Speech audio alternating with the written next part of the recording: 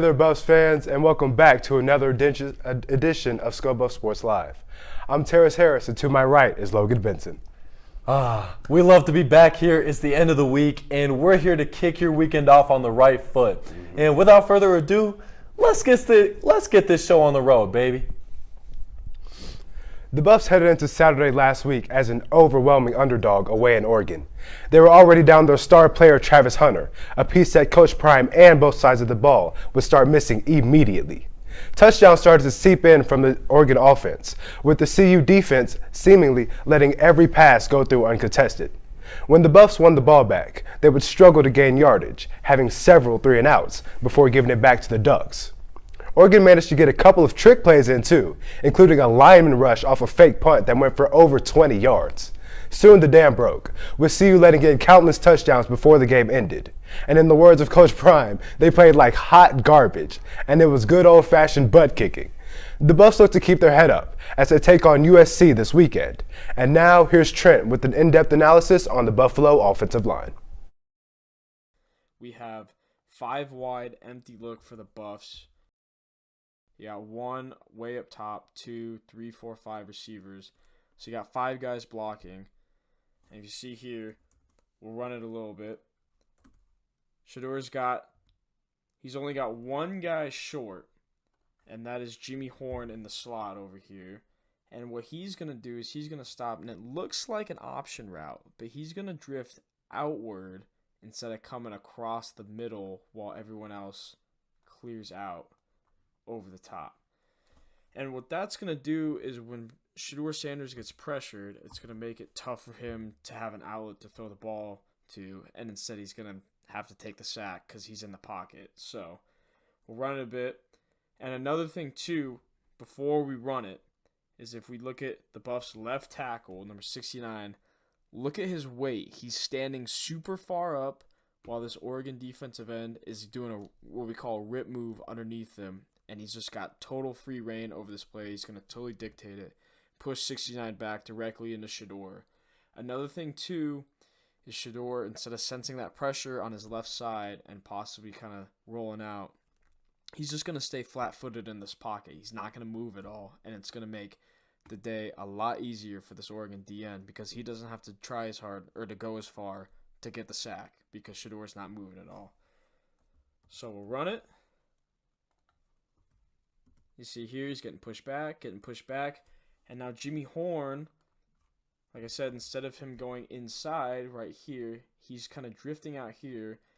Shedeur can't throw that. If he tries to throw the ball over here, this guy, he's got a free pick 6. I mean, it's too easy. So Sanders isn't going to throw that. Anyways, he's looking way downfield. And you see this left tackle, he's already getting pushed into Sanders' space. Sanders isn't moving his feet. That's the recipe for easy sack for Oregon. Let it play out. Nothing happens. Very next play, you got 3rd and 18 now. You're super backed up. And you see, we're going to let it run. And now on the right tackle, he's going to be the one getting pushed around. You see his weight. He's standing straight up here. 69 is not doing much better on this play. And Sanders has got to make something happen, so he's going to roll out to his right and see what he's got to work with because his O-line wasn't giving him any help all day long. However, when he rolls out, we talked about this last week, he just needs to throw the ball away at some points. He tries too hard to make a play sometimes, and sometimes you just got to say, hey, I'm going to throw the ball away. I'm going to be smart. We're just going to punt it here. Instead, you see he throws it. He forces it. And now look, the ball's not even going to be completed for a first down. It's 3rd and 18. That's a long throw. That's a hard throw. Just throw it away. Instead, he forces it. Luckily, that doesn't get caught. It should get caught. That should be a pick. Oregon has the ball on the 30-yard line. Luckily, it gets dropped. But, again, bad protection plus Shedeur forcing it instead of throwing it away. Another bad recipe for the offense. During Tuesday's press conference, Coach Sanders was asked about the improvement of 5-star freshman cornerback Cormani McClain. He was quick to respond, telling voters this. You mentioned last week that Cormani seeing the field was up to Cormani. I wonder if you could elaborate on what you want to see him do. Did he help his case? Study, prepare. late against Study, Oregon. prepare, be on time for meetings. Show up to the darn meetings. Understand what we're doing as a scheme. Want to play this game. Desire to play this game. Desire to be the best in this game. At practice, in the film room, and on your own free time. You do know that I check film time for each player upon the week. Thursday, I need film time from the whole staff so I can see who's been preparing. And that's just not about Kamani. That's about a multitude of them. So if I don't see that you would be a fool to put somebody out there and they're unprepared. Can't do it. Won't do it. Can't do it. I'm old school. I'm sorry. Did Oregon help in that regard because he got out there late? Did what you saw? What a score. Shoot. I started to put you out there at one point. It'll be interesting to see how the number 4 overall recruit of the 2023 class is able to respond to these comments moving forward. The Buffs couldn't escape their thrashing in Eugene with a clean bill of health. Safety Shiloh Sanders suffered a suspected kidney injury on Sunday afternoon. The former Pac-12 Defensive Player of the Week was urinating blood on the team's flight home and was treated at a local hospital. He's considered questionable for this Saturday's game against USC, but Coach Prime is hopeful that his son can compete against the Trojans. The other Buff to suffer an internal injury this season, Travis Hunter, will also remain sidelined for this game. From the infamous hit Henry Blackburn laid down on Travis Hunter in the Rocky Mountain Showdown was severe and highly publicized. The beef between mainly CU and CSU fans got so rough, it even escalated into threats being sent Blackburn's way. However, it appears that Travis and Henry have squashed any beef that may have existed, even directly after the game. Hunter said that the hit was just football. But just yesterday, Hunter posted a video of him and Blackburn meeting up to go bowling, where they both ended up donating $1,000 to Realities for Children, a charity that helps abused and at-risk children. Hunter said in the video, "Football is just a game at the end of the day, and we're the people who play it." Blackburn responded with a show of gratitude, saying, "A lot of people would have hatred, and you handled it in a way that was really mature." It appears all is well between the two as everyone hopes to move on from the incident. Now, here's Leo Rivera with this week's edition of Buff Banner. Hello CU fans, happy Friday and welcome back to this week's edition of Buff Banter. I am Leo Rivera and I'll be your host as we dive into the matchup between number 8 USC and your Colorado Buffaloes. It's a 10 a.m. Mountain Time kickoff, but that won't stop thousands of fans as they will pack Folsom Field tomorrow morning. Don't forget the theme is whiteouts, so come stunting like it's snowing. It should be an electric atmosphere like it always is here in Boulder. Well, our Buffs are a minus 21.5 point underdog against the Trojans, and they're going to need all the help they can get from the crowd. Although on paper our chances look slim for the Buffs, I do believe there are 5 things we can do to remain perfect at home this season. So, my 5 keys to victory. Number 1, get pressure on Caleb Williams. Williams is the clear-cut favorite to be the first pick in the NFL draft if he so chooses. He is the leader of the offense, and disrupting his rhythm is essential for a Buffs victory. More pressure will help the secondary and overall improve the defense. If Williams struggles, it will lead to turnovers and more opportunity for Shedeur and the offense. The defensive line needs to make their presence felt for all 4 quarters. Key number 2 is throw it deep / splash plays. It was evident against TCU that splash plays kept CU in the game. Plays like Dylan Edwards' 75-yard touchdown run have provided a spark for the team and helped generate quick scoring drives. This has been something lacking in the CU offense the last couple of weeks, so look for Jimmy Horn or Xavier Weaver to come up with big plays this weekend.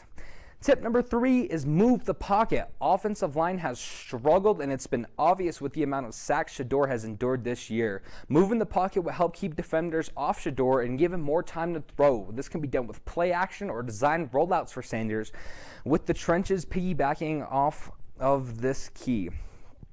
And looking at key number 4, win the trenches. The offensive and defensive line were out physicaled last weekend and pretty much bullied up front. I do believe USC is less talented than them in those areas. However, it will be on the Hogs to take advantage of that and assert their will. This is definitely the area where the team needs to improve the most. And lastly, Stop the screens. CU needs to stop with the screens. A couple of screens a game is really helpful to keep the defense on edge, but when you become too reliant on wide receiver screens, it becomes obvious to the defense and they stop becoming useful. Well, that's it for my keys to victory. If CU can do these things tomorrow, then they'd greatly increase their chances of winning.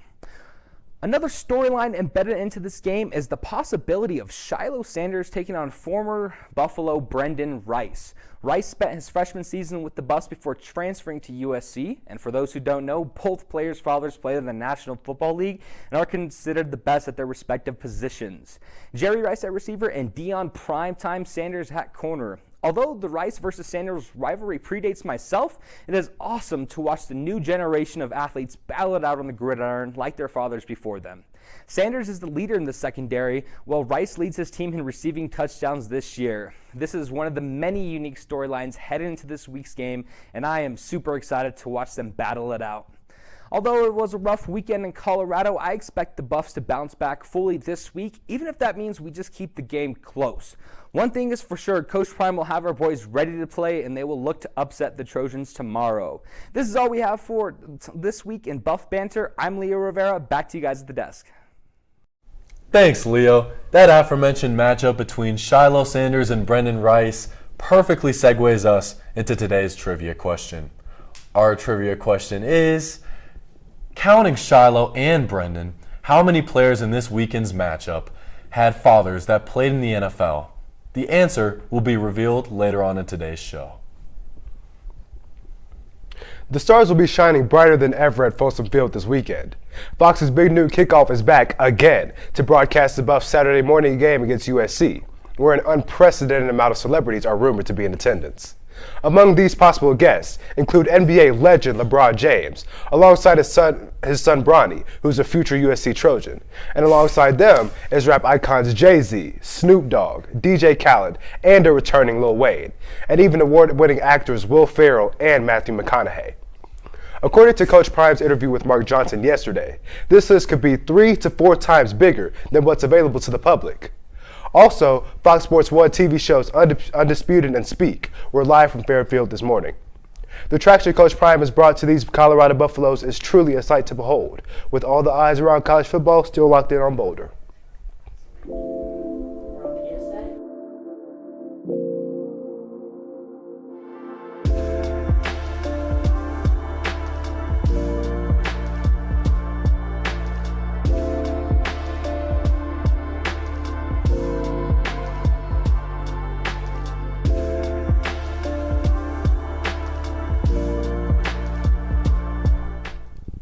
The men's basketball team tipped off fall practices as the Buffs returned to the CU Event Center this past Monday.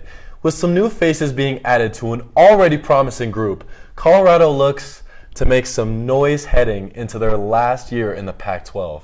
Tristan Da Silva and KJ Simpson headline the returning core, while many anticipate the long-awaited debut of Cody Williams, who is the highest recruit in program history.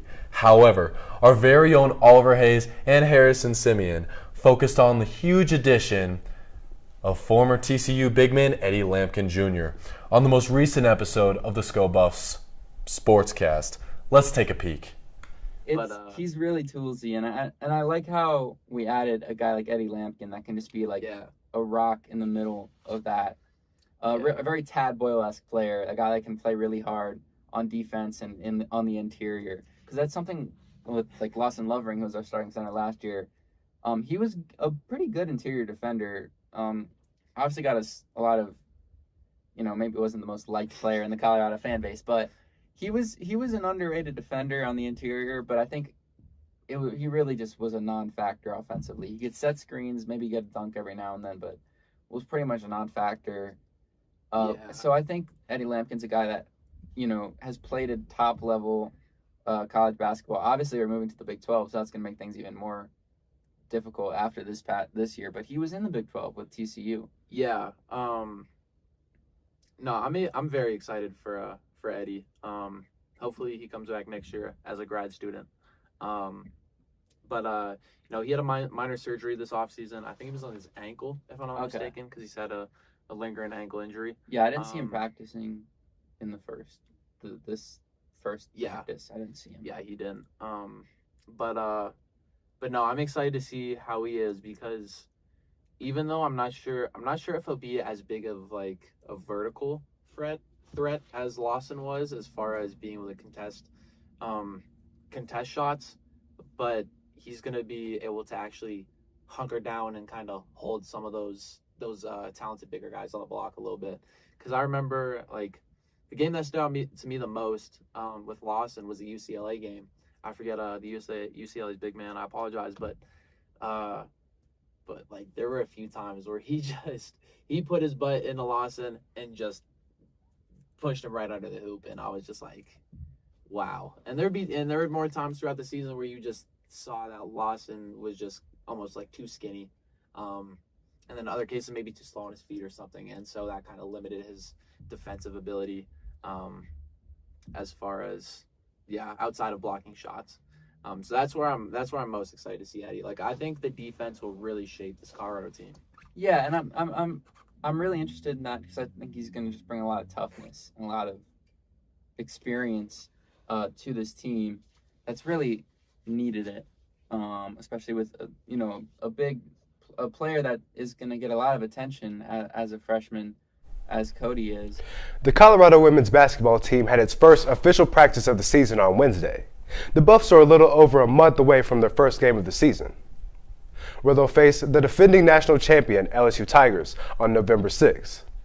Colorado has multiple key players returning for the 2024 season, including Jalen Sherrod, Frida Foreman, and Quay Miller. The Buffs will also add redshirt freshman Shalomi Sanders to the roster, the daughter of head football coach Deion Sanders. Last season, Colorado made it to the Sweet 16 round of March Madness, where they fell to Caitlin Clark and the Iowa Hawkeyes. The Buffs will hope to return to March Madness this year and make another outstanding run. In our first conference match of the soccer season, our Colorado Buffaloes soccer team took on the number 5 ranked UCLA Bruins on September 22nd. The Buffs entered the game ranked 20, showing how great this team has done during the season. Shira James scored what would become the only goal for the Buffs in front of a sold-out crowd at Prenta Field. However, we remained outmatched versus the Bruins as we unfortunately fell 3-1 versus the Bruins. Following this matchup, our Buffs recovered well as we took on the Oregon Ducks on Thursday in Eugene, where we took a victory with a score of 3-1. Shira James scored one once again as she brings her point total to an outstanding 19 points this year and continues to display her immense level of skill. Our Buffs now stand at 9 wins and 2 losses as they continue to have an outstanding season. Your Buffs volleyball squad played their first ranked opponent last Sunday at the CU Event Center. The Buffs will drop all 3 sets without taking one for themselves against the Cardinals. However, the second and third set would be extremely close between both teams, coming down to the final 3 points in both sets. A review in the final stages of the game would freeze the Buffs teams while they were rallying against a match point against Stanford, and wouldn't get the momentum back to take a set forward for themselves. That one ended 3-0 for the Cardinals. The Buffs volleyball team will look to rebound tonight in their LA road trip against UCLA and USC. Colorado Buffaloes football head coach Mel Tucker has officially been fired for cause at Michigan State University. This comes as the contract mandated 7-day period to plead his case to the university has ended, as they notified him last week of their intentions to fire him. Just under 3 weeks ago, Tucker was publicly accused of sexually harassing a team-hired sexual abuse prevention advocate, Brenda Tracy. She had filed a complaint many months before. However, the allegations did not become public until recently.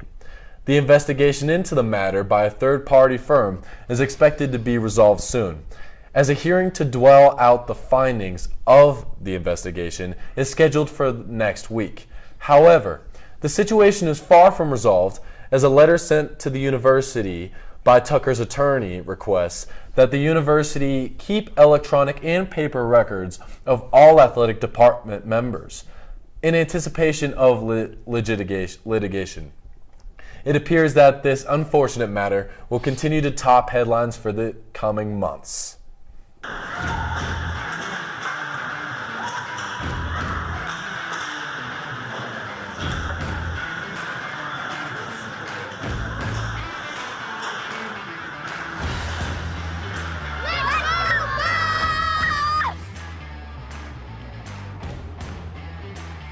Let's go, Buffs!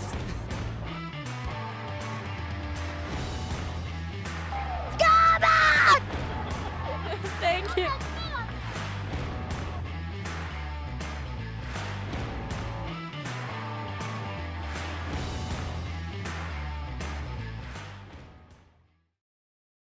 The women's golf team saw record-breaking success this past Tuesday, a big jump from placing 6th the week before.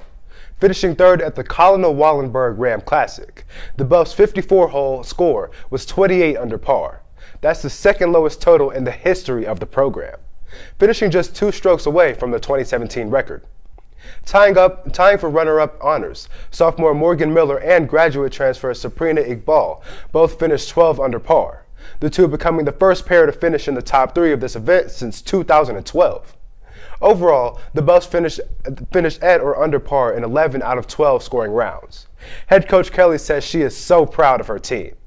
The Buffs will return next weekend at the Ron Moore Intercollegiate at the University of Denver Golf Course. The men's golf team placed 11th on Tuesday in the William H. Tucker Intercollegiate in Albuquerque. The team finished 2 over par with the host and winning team.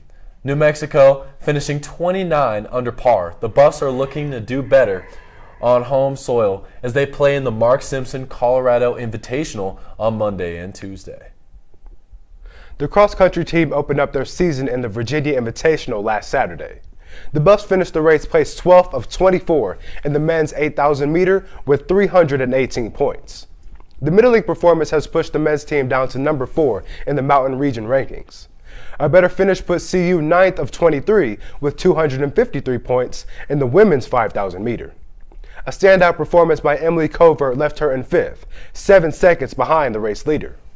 Despite the somewhat disappointing showing last week, the boys' team took a leap this morning at the Gans Green Classic, finishing 6 out of 20.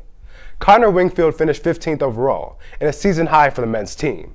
Look out for the cross-country team as they return to action at Nutty Comb next Friday, October the 13th. The D1 men's hockey team bruised their way to 2 wins over a much improved San Diego State team this past weekend, winning the first match 5-3 and the second match 5-1. The new depth on this team really proved to be an impact as the rookies scored half the team's 10 goals this weekend. George Issa scored 3 goals after taking a season off, including the game winner in the first match. The new talent looks to help propel the Buffs to a possible 4-0 start as they travel to Eugene to play the Oregon Ducks this weekend. Maybe we will have a team fly out of Eugene with a 4-0 record this season. We had some Division II action this past week as well.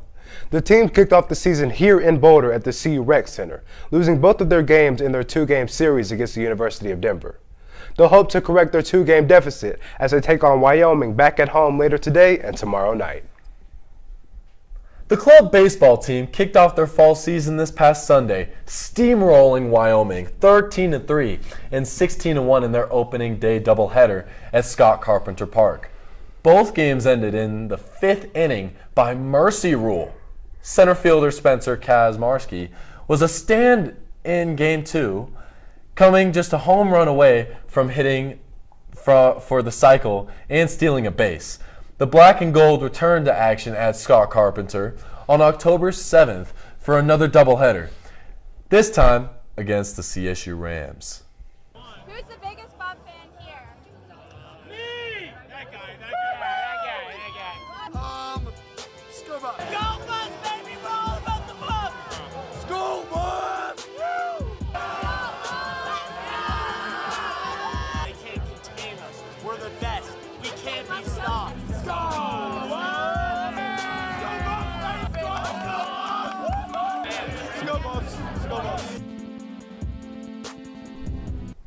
Welcome back, and it's once again time for the play of the week. We asked you guys on Twitter which of these 4 plays was truly the best.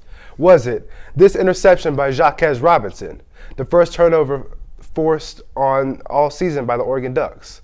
Was it this perfect header by Shira James to put the Buffs on the board against UCLA? Corner after corner in the second half for Colorado. Amaya Gonzalez took several, served well. Rachel Rosen also. Was it this double block by the volleyball team in their Pac-12 opener win against Utah?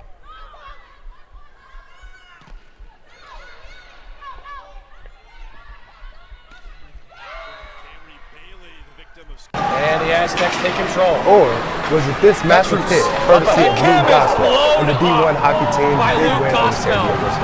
And he's slow. Drum roll, please. The winner, receiving just over 30% of the vote, is Shira James. This header off a corner kick brought the Buffs to within a goal in the second half against the Bruins.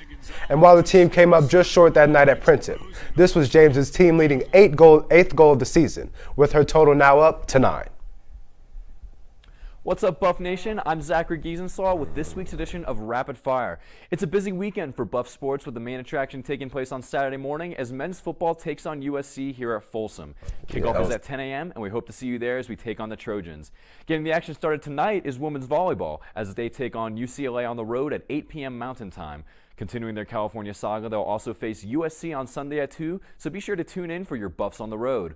Also on Sunday, women's soccer will be playing against Oregon State at 2 p.m. This does conflict with women's volleyball, so make sure you know which team you're willing to disappoint. And the common theme this weekend is tennis, tennis, and more tennis. All weekend, half of the team will be competing at the San Diego Invitational and the other half at the Colorado State Invitational in Fort Collins for 3 whole days of Buffs tennis. That about wraps up this week's edition of Rapid Fire. We'll see you all next week, and as always, Go Buffs. Thanks, Zachary. Now it's time to reveal our trivia answer. In case you forgot, we asked you, how many players in this weekend's matchup had fathers that played in the NFL? Drum roll again, please. Your answer is 5. Shador and Shiloh Sanders are, of course, the sons of Dion. USC receiver Brendan Rice is the son of Jerry. Buff cornerback Carter Stoutmeyer is the son of Omar Stoutmeyer, and a safety that played for 7 different teams throughout the 90s and 2000s. And place kicker Jace Feely is the son of Jay Feely, another kicker who made a Pro Bowl in 2005. The social media post of the week for today comes from Saturday night's D1 hockey dub over San Diego State, where Douglas Doogie Wood lays out this poor Aztec player before scoring just moments later. I think the biggest moral of this story is simply, don't make Doogie mad.